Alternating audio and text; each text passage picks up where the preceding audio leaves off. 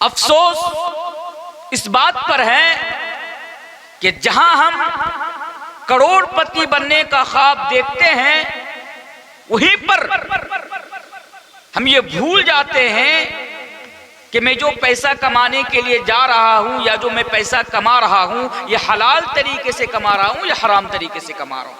साहब, हमें हलाल और हराम से कोई लेना देना नहीं। हमें बस दुनिया में करोड़पति बनना है, अमीर बनना है, दौलतमंद हमें बनना है।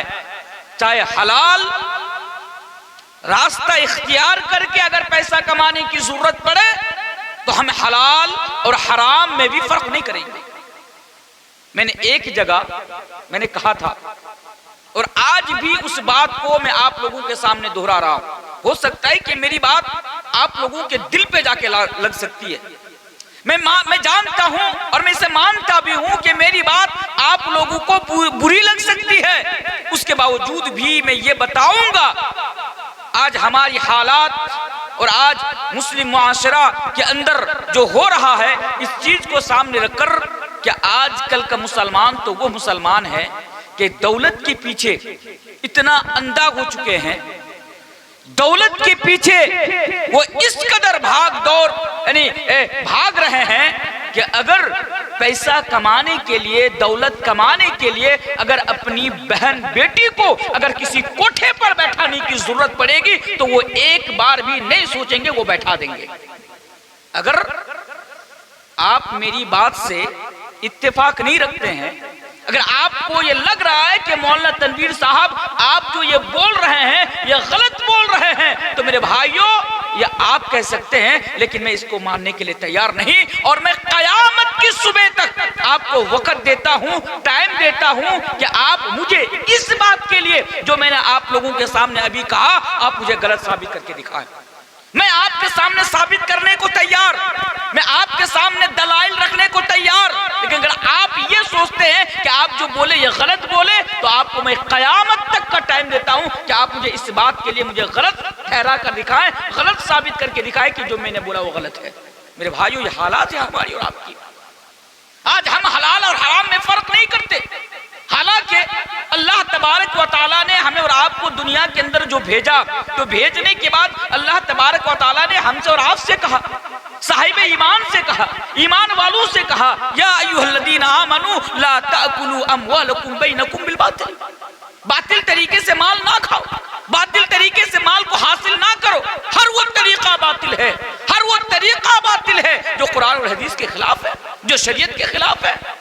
उसके बावजूद भी आज हम और आप उस तरीके पर जाकर अपना पैसा कमा रहे हैं। और एक बहुत बड़ी रीजन भी ये है, आज हम पैसा कमाने के पीछे क्यों भाग रहे हैं। आज हमारी ये सोच क्यों बन चुकी है कि हम पैसा कमाएंगे चाहे कुछ कोई भी हो, हलाल हो या हराम हो। इसके पीछे जो रीजन है, जो कारण है, जो सबब है, वो ये है कि हमारे गांव में सबसे ज्यादा उस इंसान को इज्जत दी जाती है जिसके पास दौलत हो, प्रॉपर्टी हो। हम नहीं देखते कि यह हलाल तरीके से कमाया है या हराम तरीके, बस पैसा है उसके लिए हम एहतराम करते हैं, उसकी हम इज्जत करते हैं। अगर हमारे गांव में अगर कोई पंचायती हो, हमारे गांव में अगर कोई मीटिंग हो, सबसे पहले हम उनके सामने कुर्सी लाकर देते हैं जो हमारे गांव में पैसा वाले हैं।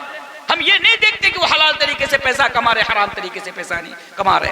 मेरे भाइयों, मेरा कहने का मतलब ये नहीं कि आप उसका एहतराम ना करें, आप उसकी इज्जत ना करें, बल्कि आज ये तमाम चीजें देखकर हमारी ये सोच बन चुकी है कि दुनिया में जितना पैसा कमाऊंगा उतना बड़ा कामयाब हो जाऊंगा। लेकिन एक बात हमेशा याद रखिए, मैं जल्दी जल्दी बोल रहा हूं, कामयाब वो नहीं है मेरे भाइयों। कामयाबी इसमें नहीं है कि आप लाखों का, करोड़ों का आप पैसा कमा ले, बल्कि कामयाबी तो ये है, अल्लाह तबारक व तआला कुरान करीम के अंदर सूरतुल अल इमरान आयत नंबर 95 185 नंबर आयत के अंदर बयान फरमाते हैं कि फमन ज़ुहज़िहा अनिन नारी व उदखिलल जन्नत फ़क़द फ़ाज़। कामयाब तो वो इंसान है, नौजवानों सुनो, सक्सेस तो वो इंसान है जिसने दुनिया में रहकर ऐसा अमल किया, इस तरह अपनी जिंदगी गुजारी कि अल्लाह तबारक व तआला कल क़यामत के रोज उसे जहन्नम की आग से बचाकर जन्नत के अंदर दाखिल कर दिया। फ़क़द फ़ाज़, वही कामयाब है।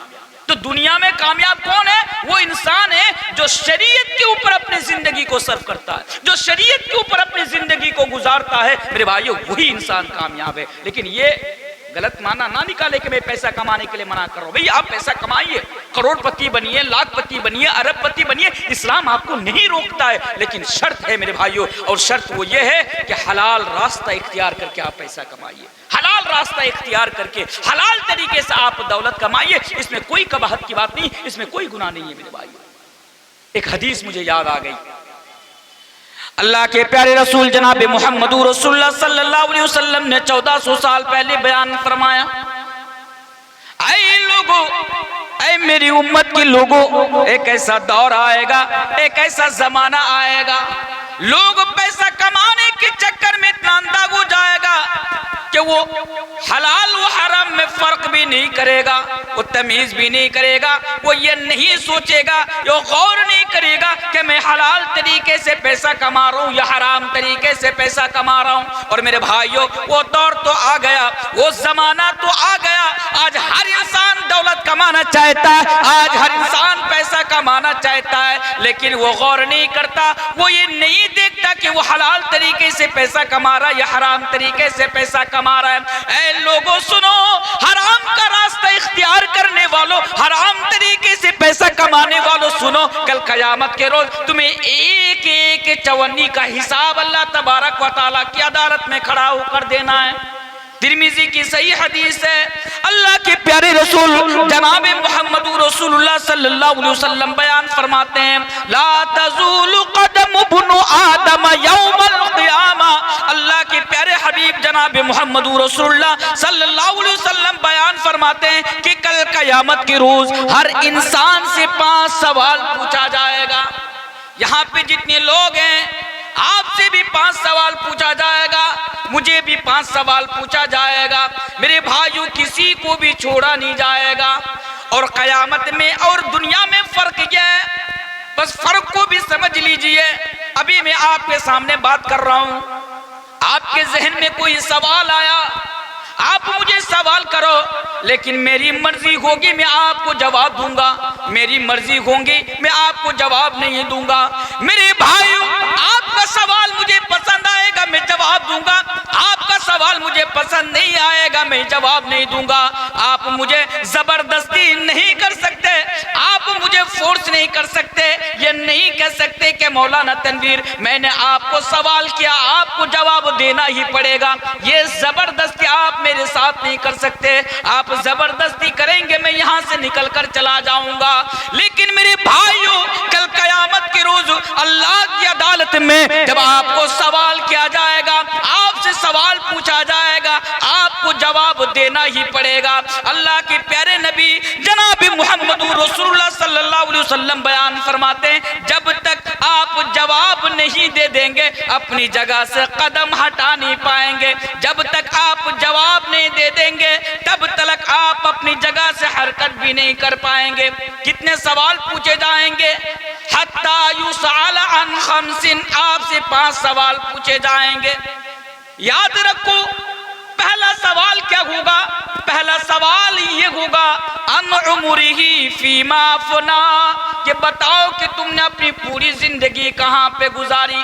आज 70 साल के हो गए, 80 साल के हो गए, 90 साल के हो गए, आपका दिल जहाँ करता है आप बैठे रह जाते हैं, रात खत्म कर देते हैं, दिन खत्म कर देते हैं, चाय की दुकानों पर बैठते हैं, तो सुबह जाते हैं, शाम को घर वापस आते हैं, लेकिन आपसे कोई सवाल करने वाला नहीं, आपसे कोई पूछने वाला नहीं। लेकिन मेरे भाइयों, कल कयामत के रोज अल्लाह तबारक व तआला की तरफ से जो पहला सवाल किया जाएगा, ये किया जाएगा कि बताओ कि तुमने अपनी पूरी जिंदगी को कहाँ पे गुजारा, पूरी जिंदगी को तुमने किस काम में गुजारा। एक एक मिनट का हिसाब आपको देना पड़ेगा।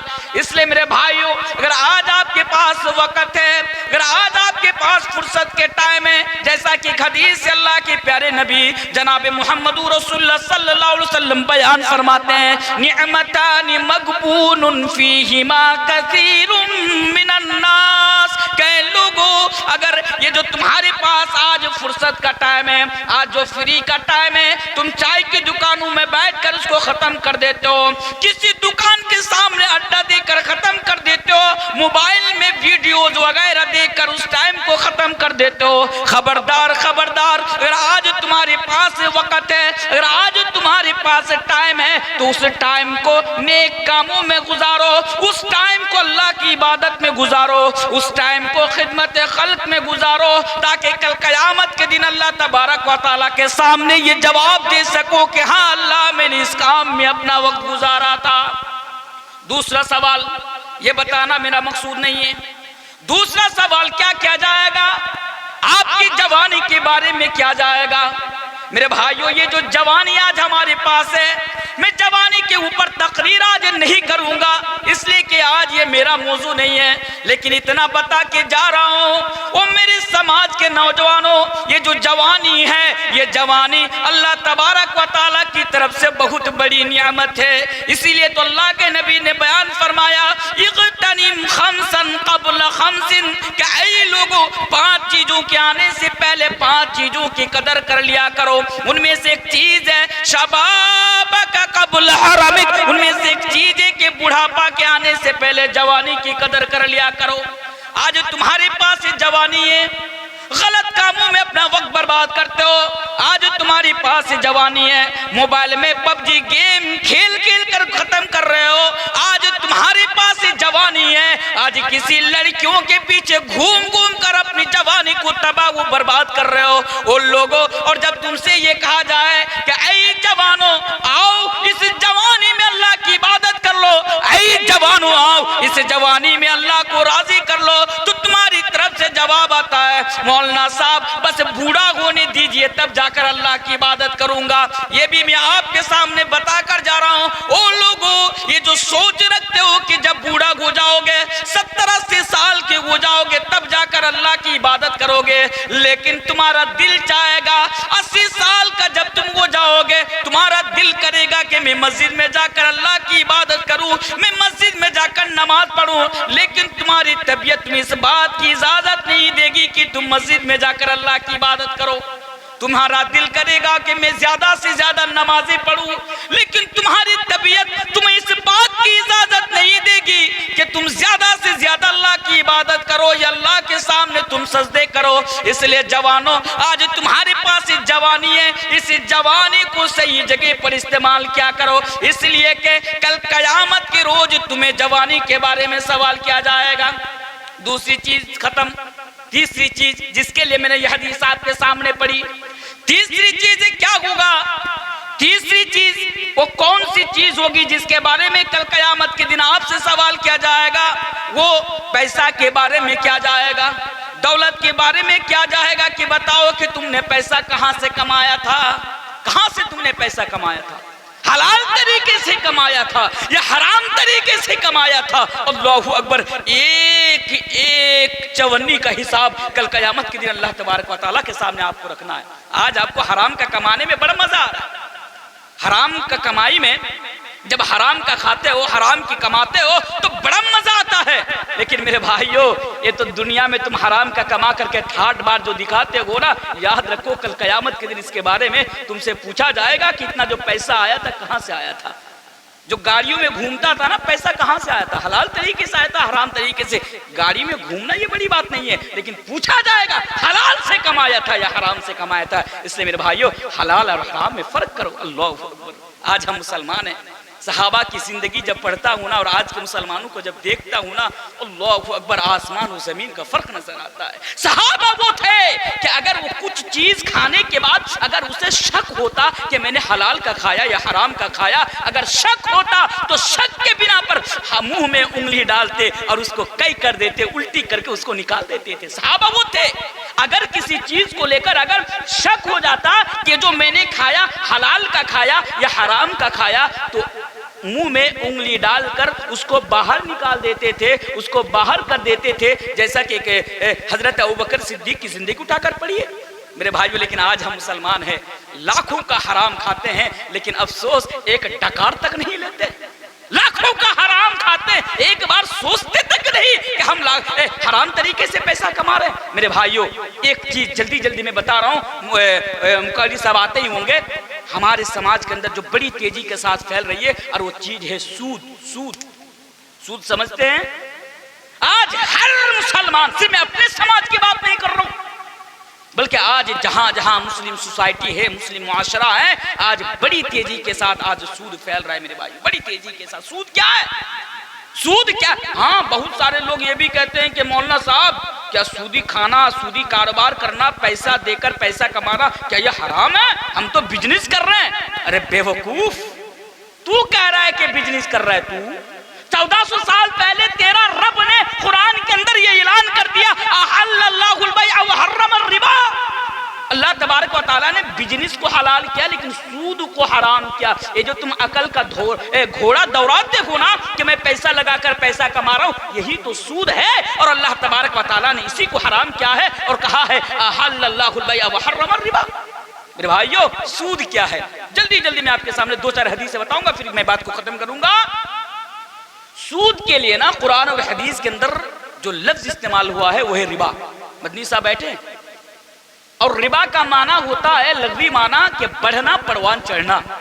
और शरई इस्तिलाह में सूद किसे कहते हैं? सूद की तारीफ या सूद का माना यह है, आप आसान भाषा में समझ लीजिए कि किसी को इस शर्त के साथ पैसा देना, उधार देना या पैसा देना कि वापसी के टाइम ज्यादा लूंगा। वापसी के टाइम इस शर्त के साथ पैसा देना कि वापसी के टाइम ज्यादा लूंगा, ज्यादा पैसा लूंगा। आप मान लीजिए 100 रुपया दे रहे हैं, लेकिन आप शर्त लगा रहे हैं कि देखो मैं तुम्हें 100 रुपया दे रहा हूं, इतने दिनों के बाद मैं तुमसे 101 रुपया लूंगा।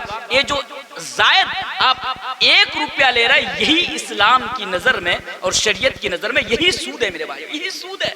और आज तो हम सूदी कारोबार में, अल्लाह अकबर, आज मालामाल हो रहे हैं सूदी कारोबार में और फख्र कर रहे हैं कि मैं तो बैठे बैठे खा रहा हूं।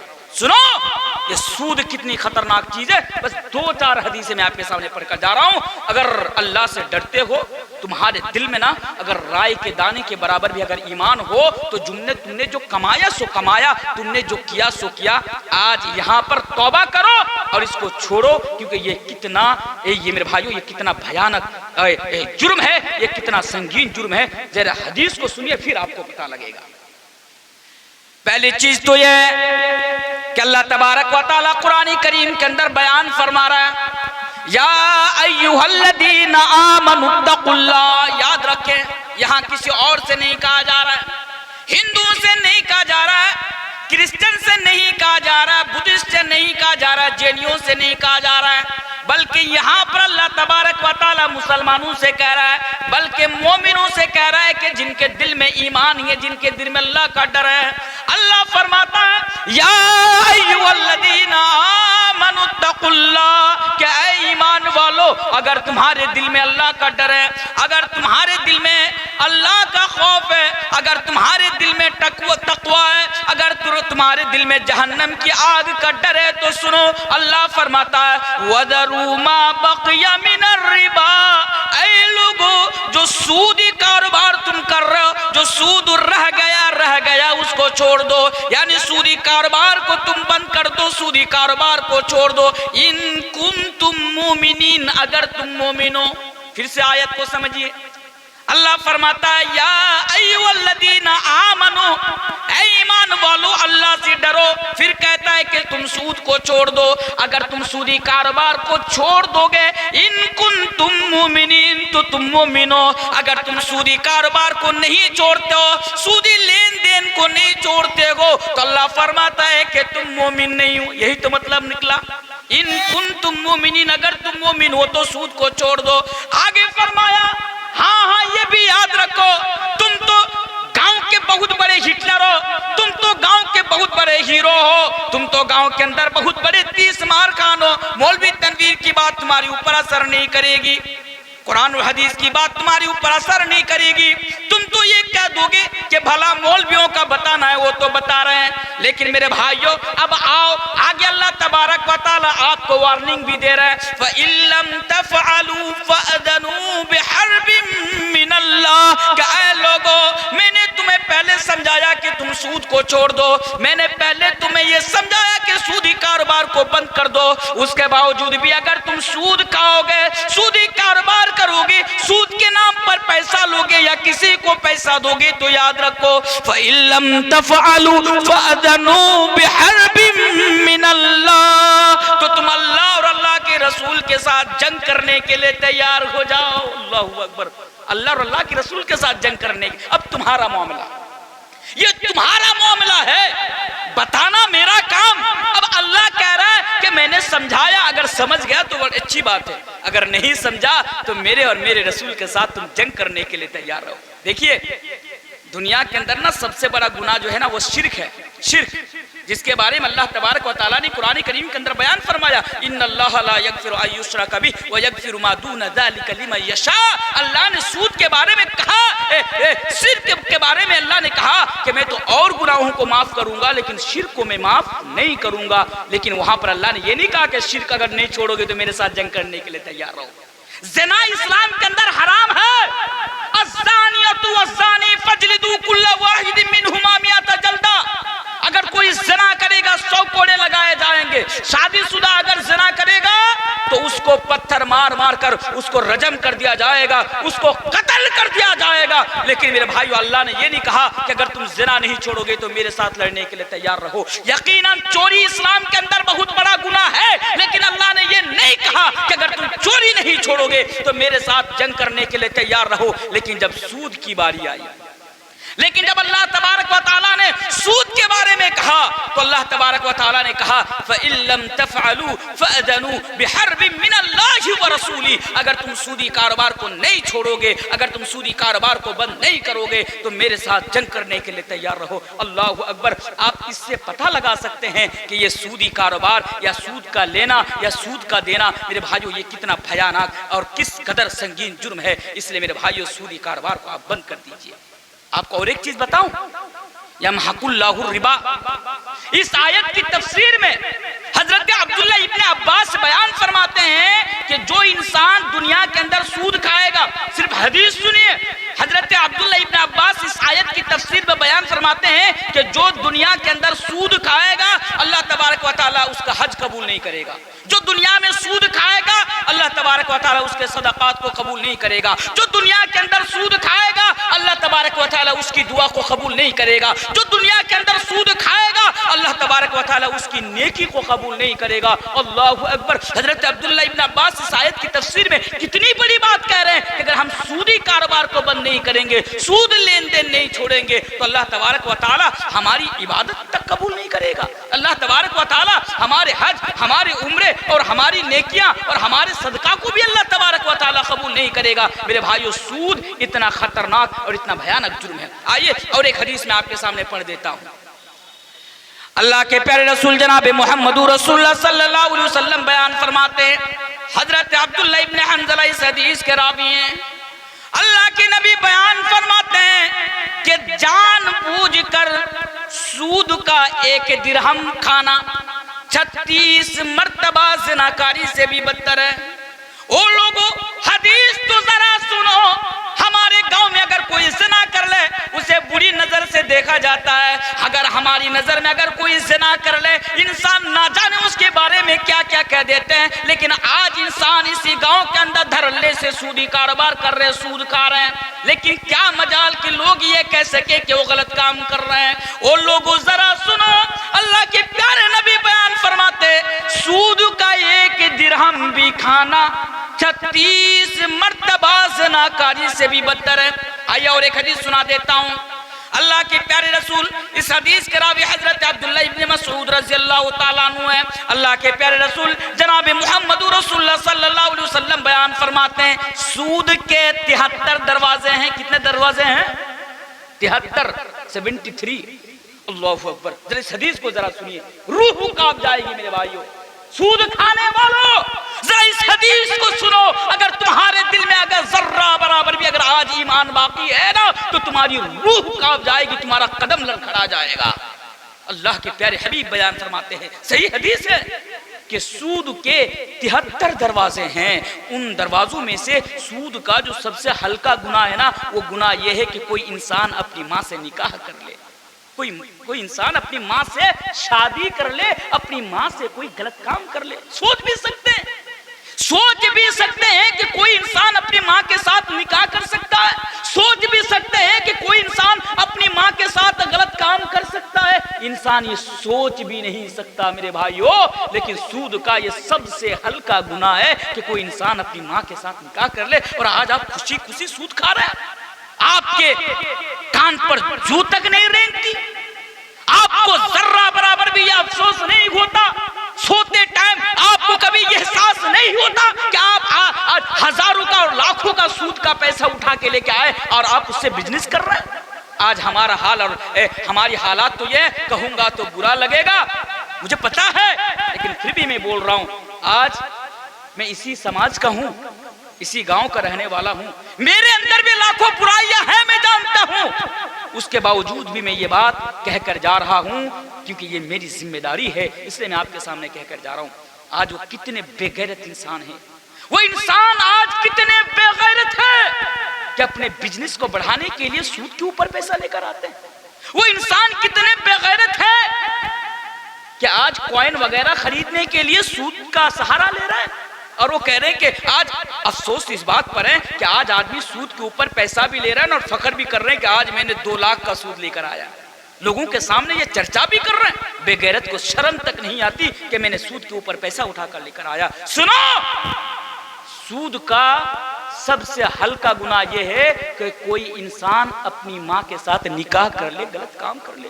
अच्छा लगता सुनने में, लेकिन अल्लाह के नबी ने कहा, और हाँ सही मुस्तदरक हाकिम की सही हदीस है ये, और इसी हदीस के अंदर अल्लाह के नबी ने यह भी बयान फरमाया, इस पॉइंट को भी याद रखिएगा कि सबसे बड़ा सूद क्या है जानते हैं? सबसे बड़ा सूद है किसी मुसलमान की इज्जत के साथ खिलवाड़ करना। ये सबसे बड़ा सूद है इसी हदीस के अंदर, किसी मुसलमान की इज्जत के साथ खिलवाड़ करना। आज तो हमें दूसरों की इज्जत उछालने में बड़ा मजा आता है, दूसरों के बारे में बात करने में हमें बड़ा मजा आता है, दूसरों पर इल्जाम लगाने में हमें बड़ा मजा आता है। लेकिन मेरे भाइयों, ये किसी मुसलमान की इज्जत के साथ खिलवाड़ करना, फला आदमी कैसा है, अरे उनके बारे में मत पूछे, ये वो है, कहीं पर चाय की दुकानों पे बैठे, कहीं होटलों पे बैठे, किसी और की इज्जत उछालना शुरू कर दिए, किसी और के बारे में बात करना शुरू कर दी। मेरे भाइयों, ऐसा नहीं होना चाहिए। आइए और एक हदीस सूद के बारे में मैं आपके सामने बयान करके चला जाता हूँ। अल्लाह के प्यारे रसूल जनाब मोहम्मद रसूलुल्लाह सल्लल्लाहु अलैहि वसल्लम बयान फरमाते हैं, इस हदीस के रावी हजरत जाबिर रज़ी अल्लाह तआला अन्हु हैं। अल्लाह के नबी बयान फरमाते, सूद लेने वाले, सूद देने वाले, अब जरा सुनिए, सूद लेने वाले, सूद देने वाले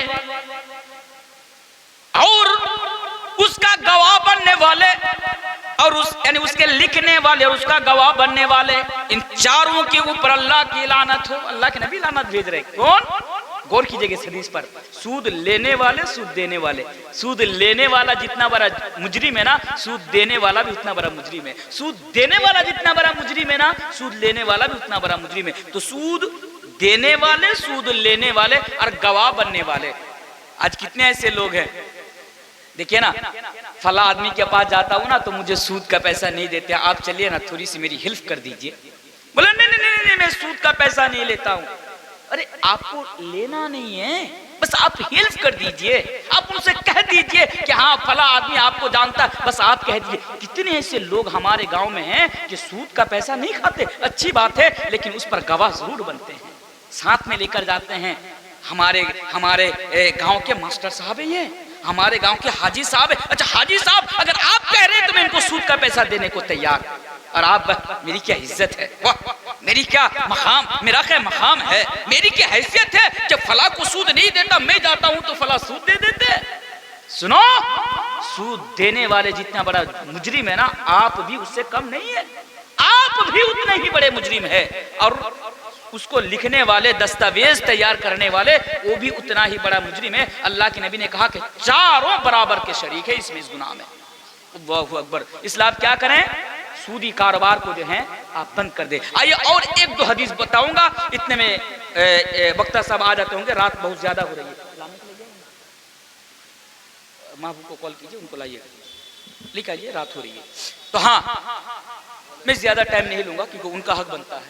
जी अच्छा जल्दी जल्दी और 2-4 हदीस, क्योंकि आप लोग मुझे बारहा सुनते रहेंगे, लेकिन वो मेहमान बाहर से आए, रात भी ज्यादा हो रही, इसलिए मेरा हक बनता है कि मैं अपना टाइम उन्हें दे दूं, मैं ज्यादा टाइम आपके पास ना लूं। और दूसरी बात है कि मेरा भी मुसलसल प्रोग्राम है, तो आज कम बोलूंगा तो मुझे भी आराम मिल जाएगा, ताकि कल सुबह फिर मुझे यहाँ से मुर्शिदाबाद, जहाँ से ये मौलाना आए, उनके इलाके में कल मेरा प्रोग्राम है जो बहुत दूर है, वहां तक मुझे पहुंचना है। बैरिकैफ 2-4 हदीस जल्दी जल्दी सुन लीजिए सूद के ताल्लुक से। जो सूदी कारोबार करते हैं मेरे भाइयों, ये बहुत बड़ा जुर्म है, आप इसको छोड़ दें। ठीक है, आपसे गलती हो गई, आपने सूद का पैसा लिया या सूद का दिया, अल्लाह से तौबा कीजिए, अल्लाह की जात पर उम्मीद है कि अल्लाह तबारक व तआला आपको माफ कर दे। लेकिन आज वादा करे कि इंशाअल्लाह आज के बाद ना कभी सूद लूंगा ना कभी सूद खाऊंगा। बोले इंशाअल्लाह इंशाअल्लाह इंशाअल्लाह। देखिए भूखा तो नहीं मरेंगे ना, भूखा मर जाइए मेरे भाइयों, पर सूद के ऊपर पैसा मत लीजिए, ये बहुत बड़ा जुर्म है। आइए और एक हदीस मैं आपके सामने सुना देता हूँ।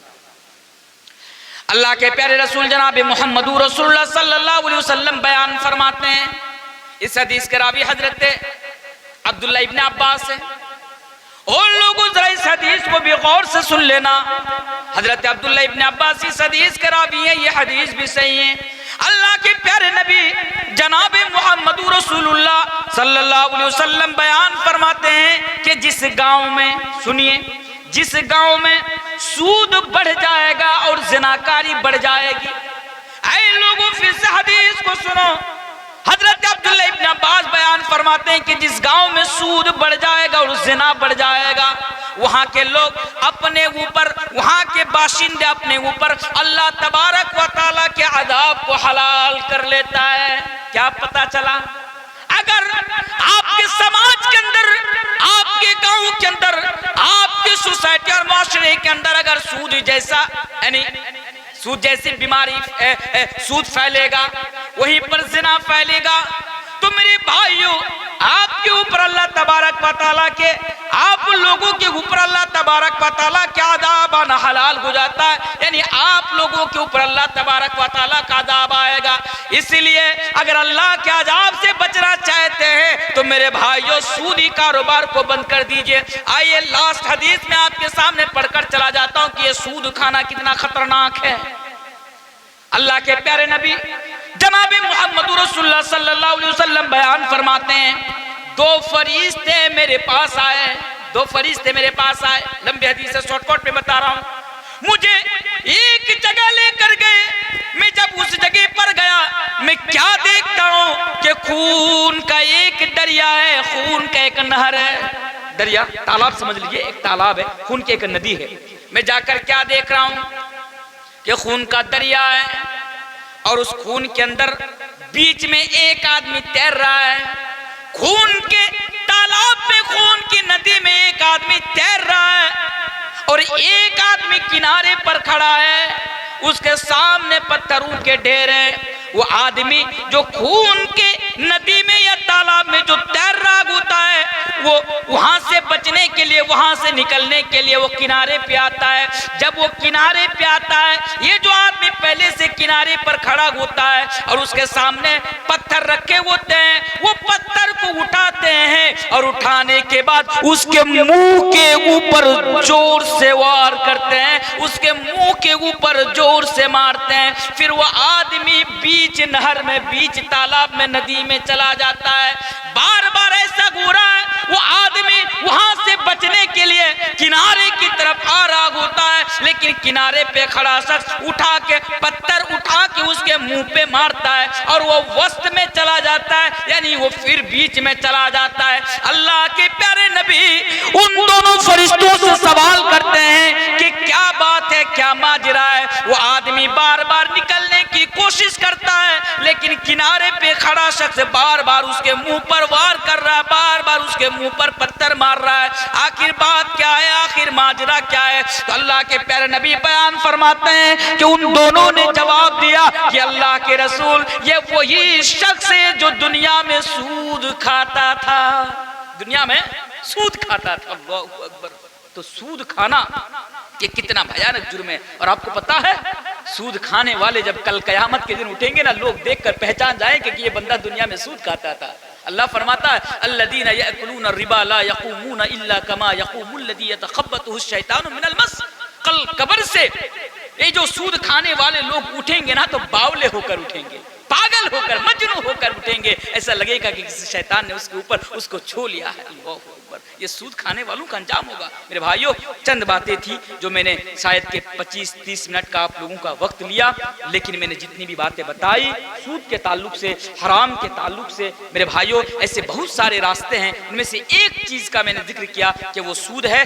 आइए मैं आखिर में अल्लाह तबारक व तआला से दुआ करता हूँ, लेकिन इससे पहले जो भी हजरात मेरे सामने बैठे हैं, मेरे भाइयों, अगर आप इस गुनाह में मौजूद हैं, अगर आप सूदी कारोबार में, सूदी लेन देन में हैं, तो मेरे भाइयों अल्लाह से डरिए, अल्लाह से डरिए, अल्लाह से खौफ खाइए, क़यामत से डरिए और आखिरत को सामने रखकर उससे तौबा कर लीजिए, सूदी कारोबार को छोड़ दीजिए। अल्लाह की ज़ात पर हम सबको उम्मीद है कि अल्लाह तबारक व तआला हमें दरगुजर कर देंगे, अल्लाह तबारक व तआला हमें माफ़ कर देंगे। और आखिर में मैं भी अल्लाह तबारक व तआला से दुआ करता हूँ कि